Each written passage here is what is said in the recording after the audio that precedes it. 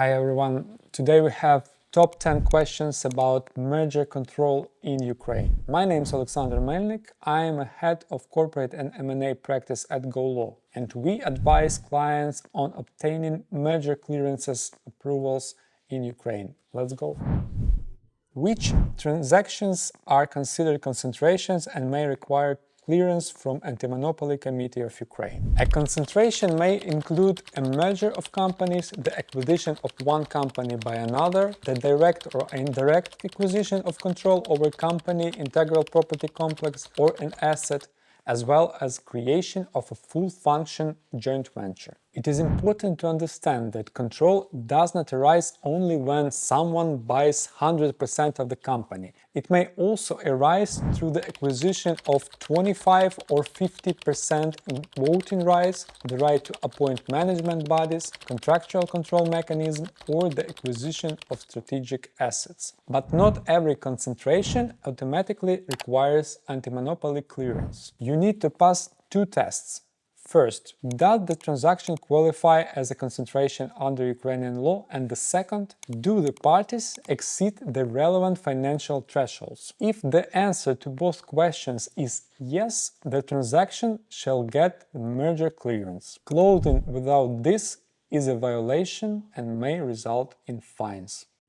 Okay, the next question. What are the financial thresholds for obtaining anti-monopoly clearance? Ukraine has two alternative financial tests for concentrations. It is enough for just one of them to be met. The first test, the combined worldwide assets or turnover of all concentration participants exceed 30 million euro, and the assets or turnover in Ukraine of each at least of two participants exceeds 4 million euro. In Ukraine. The second test goes like this. The assets or turnover in Ukraine of at least one participant exceeds 8 million euro, and the worldwide turnover of at least one another participant exceeds 150 million. The key point is that the figures are calculated not only at the level of the company directly buying or selling the asset.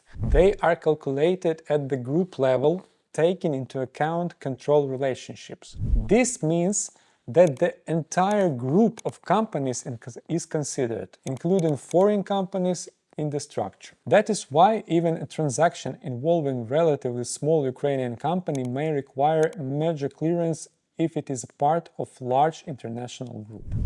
Which transactions do not require anti-monopoly clearance? Of course, not every transaction that looks like concentration requires anti-monopoly clearance. There are several important exemptions. For example, the creation of joint venture is not considered a concentration if it will not independently carry out full-function business activities on the lasting basis. However, such a structure may still be treated as concerted practices, so it should be analyzed in any case. Clearance is also usually not required for intra-group transactions, provided that control already existed and was properly established under Ukrainian rules. There are also specific exceptions for financial institutions that temporarily acquire shares or participatory interest for resale, provided that they do not exercise voting rights and comply with the terms of reselling. The acquisition of control by an insolvency administrator or by an authorized public official within the relevant procedure is also not treated as concentration. But the main practical advice is simple. Exemptions should be applied carefully. If the transaction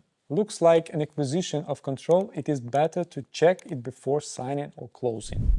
When should the filing be submitted to the Antimonopoly Committee of Ukraine? Merger clearance must be obtained before closing the transaction. The parties may sign the agreement, agree on the terms, and include conditions precedent, but they cannot complete the concentration, meaning they cannot transfer ownership or control before obtaining the relevant permit. Closing without clearance is a violation. In practice, the filing is often submitted shortly after signing a preliminary or main agreement, or even on earlier stages. This helps avoiding delays and keeps the closing timetable under control. There is a separate rule for competitive procedures such as tenders, auctions and contests. Also, there is a separate rule for competitive procedures such as tenders and auctions. The filing must be submitted before the procedure starts or after it is completed, but not later than 30 days after winner is announced. It is also important to factor in the review timeline. Even relatively straightforward concentration may take longer if the Anti-Monopoly Committee has questions about the group structure, markets, sanctions, ultimate beneficial owners, or documents. That is why the filing strategy is the part of transaction structuring process. It's not just a technical formality after signing. Standard or simplified procedure. What is the difference? Indeed, there are two procedures for reviewing concentration: standard and simplified. Under the standard procedure, there is first a 15-day period within which the Anti-Monopoly Committee is formally checking the application. If the package is not returned, the application is deemed accepted for review. After that, the committee reviews the concentration within 30 days from the date of the application is accepted. If the committee identifies potential completion concerns, it may open a concentration case. This triggers more detailed review, which may last up to 3 months after all necessary information has been provided. The simplified procedure is shorter. It's only 25 days from the date the application is submitted. It may apply if only one participant of the concentration is active in Ukraine, or if the parties' market share do not exceed the established threshold of 15% of the relevant market and 20% on vertically related markets. But there is an important practical point. Even if the parties formally meet the criteria for the simplified procedure, the committee may still move the case to the standard procedure if it needs to examine the transaction in more detail. And in practice, it's usually applied when the parties submit in the first application ever. When does Anti-Monopoly Committee grant clearance and when it can refuse? The committee grants clearance if the transaction does not lead to monopolization of significant restriction of competition on the relevant market. In other words, the committee assesses whether the transaction would change the market structure in a way that weakens competition. For example, it may look at whether the buyer will gain excessive market power, whether an important competitor will disappear, whether market entry will become more difficult for this area, or whether risks may arise for consumers or counterparties. If the risks exist, this does not always mean an automatic prohibition. In some cases, clearance may be granted subject to commitments. These commitments may be structured, like the sale of certain assets or sale of certain part of business, or they may be behavioral. For example, obligations not to discriminate against counterparties, to provide access to infrastructure, obligations to comply with certain commercial terms after closing, and so on. A separate issue is sanctions. If the concentration is prohibited under the Ukrainian sanction legislation, clearance will not be granted regardless of its impact on competition. That is why a sanction checks should be first step before filing.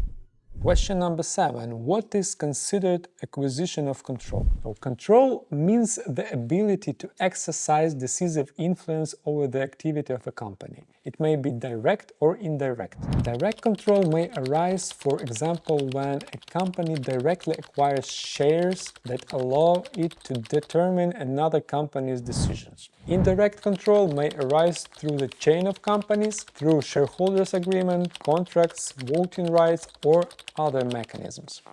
Control may arise through ownership of majority of votes, the right to appoint the majority of management bodies, or contractual rights that effectively allow the party to determine the company's strategy. But control does not always mean 50% plus one share. In some cases, decisive influence may arise with a smaller shareholding, if an investor has veto rights, special rights under corporate or shareholder agreements, options, rights to key assets, or other mechanism of influence. That is why, before a transaction, it is important to analyze not only the ownership structure, but also agreements. For the Anti-Monopoly Committee, What matters is not how the parties label the transaction, but whether the result gives someone the ability to exercise a decisive influence.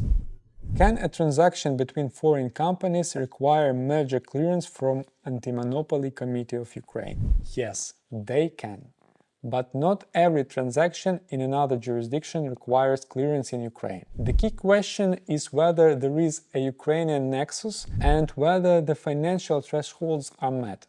For example, even if foreign companies have no legal presence in Ukraine, but their groups have sales into Ukraine or assets in Ukraine, the transaction may potentially fall under anti-monopoly merger control in Ukraine. So, physical presence in Ukraine is not required. It is enough for Ukrainian asset or turnover thresholds to be met. At the same time, if the parties have no assets, no sales in Ukraine, large global turnover alone will not always trigger a filing obligations in Ukraine. That is where mistakes often happen. International groups may look only at the jurisdiction of the buyer, the seller, or the target company, but fail to check Ukrainian sales at the group level. That is why any cross-border M&A transaction should be separately checked against Ukrainian merger control thresholds, especially if the groups sell goods or service into Ukraine or have assets here.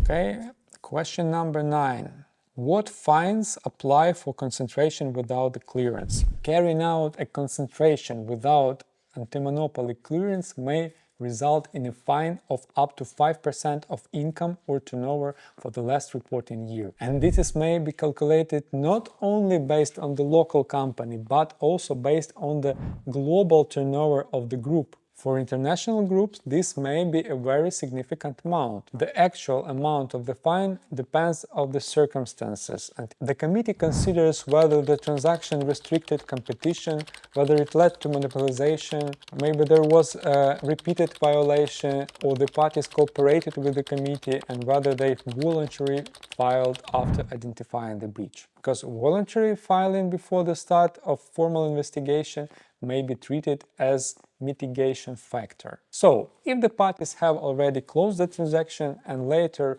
realized that the clearance was required, the worst scenario will be to simply wait. In such cases, it is better to quickly assess the risk, prepare position, and decide how to properly apply to the committee.